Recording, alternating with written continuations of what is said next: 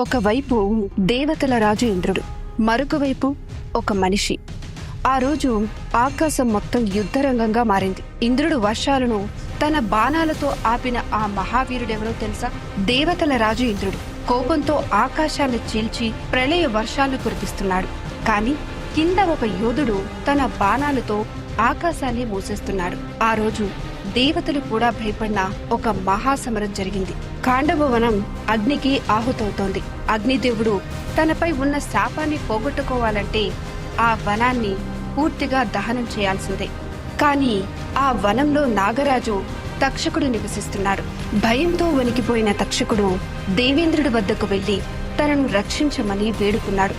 అప్పుడు ఇంద్రుడు, నిన్ను కాపాడటం నా బాధ్యత అంటూ అభయాన్నిచ్చాడు. అందుకే ప్రతిసారి మంటలు ఎగిసిపడ్డప్పుడు ఇంద్రుడు ప్రళయ వర్షాలు కురిపించి వాటిని ఆర్పేస్తున్నాడు. అప్పుడు అగ్నిదేవుడికి సహాయం చేయడానికి 2 మహాశక్తులు ముందుకొచ్చాయి. ఒకవైపు యోగేశ్వరుడు శ్రీకృష్ణుడు, మరొక వైపు పాండవ వీరుడు అర్జునుడు. అగ్నిదేవుడు అర్జునుడికి దివ్యమైన గాంధీవాన్ని ఇచ్చాడు. ఎప్పటికీ ఖాళీ కాని అక్షయ తురానీలను ప్రసాదించాడు. మరోవైపు పాండవ వీరుడు అర్జునుడు, అగ్నిదేవుడు అర్జునుడికి ఒక దివ్యమైన గాంధీవాన్ని అందించాడు. ఎప్పటికీ ఖాళీ కాని అక్షయ తునీరాలను ప్రసాదించాడు. ఆ తర్వాత దేవతలకు మనుషులకు మధ్య మహాసమరం ప్రారంభమైంది. ఇంద్రుడు తన శక్తిని మొత్తాన్ని ఉపయోగించాడు. ఆకాశాన్ని చీల్చే ఉరుములు, భూమిని ముంచెత్తే వర్షాలు.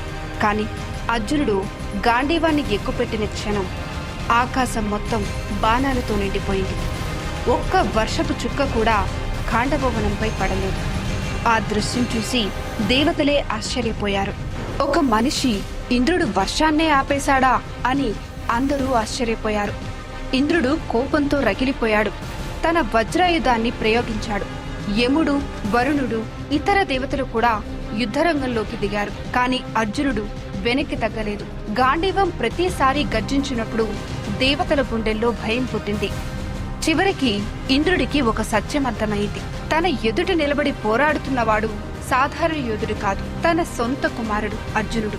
అప్పుడు ఇంద్రుడు యుద్ధాన్ని ఆపి అర్జునుడి దగ్గరికి వచ్చి అడిగాడు, అర్జున, నీ సొంత తండ్రి మీదే బాణ సంధిస్తావా అని అడిగాడు. అప్పుడు అర్జునుడు తల వంచకుండా సమాధానమిచ్చాడు.